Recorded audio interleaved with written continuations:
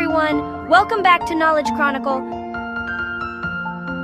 Have you ever wondered why no organism lives forever, yet life on Earth never stops? How is it that birds, trees, and even microscopic organisms appear generation after generation, long after their ancestors are gone?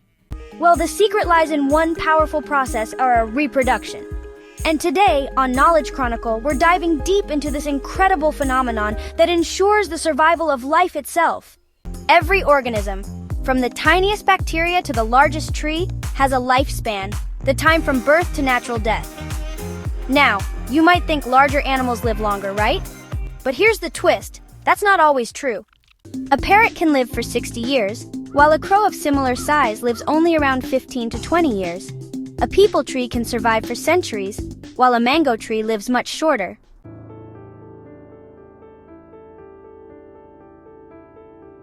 But despite the certainty of death, life continues. Why? Because of reproduction, the biological magic that creates new life. Reproduction is the process through which organisms produce offspring, young ones similar to themselves. These offspring grow, mature, and eventually produce the next generation. And thus life goes on. Depending on how many parents are involved, reproduction is of two main types. Asexual reproduction, only one parent. Sexual reproduction involves two parents.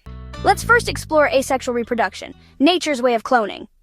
In this method, only one parent is needed. The result? Offspring that are genetically identical to each other and to the parent. We call them clones. Example 1. Binary fission. Seen in single-celled organisms like amoeba and paramecium, the parent cell simply splits into two equal halves. Each becomes a new organism.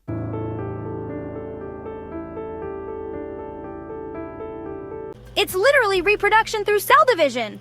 Example 2. Budding in yeast. Yeast doesn't split equally. Instead, a small bud forms on the parent cell, grows, and eventually detaches to become a new yeast organism. Example 3. Special structures in fungi and algae. Zoospores, microscopic motile spores in algae. Conidia, found in fungi like penicillium. Buds, seen in hydra. Gemmules in sponges.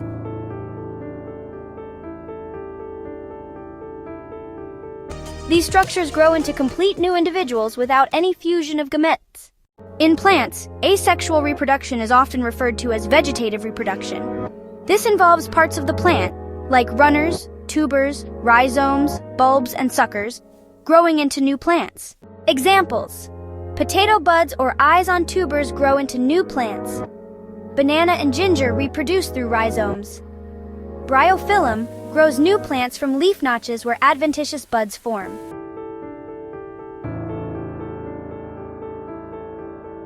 Water hyacinth, an aquatic weed nicknamed the terror of Bengal, spreads rapidly through vegetative propagation and chokes water bodies by depleting oxygen.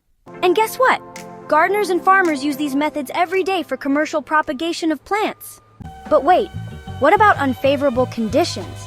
Here's the twist. Even organisms that usually reproduce asexually switch to sexual reproduction before tough conditions like drought or extreme temperatures. Why? Because sexual reproduction introduces genetic variation, helping the species survive and evolve under stress. We'll dive deeper into this in our upcoming videos, so stay tuned! So there you have it.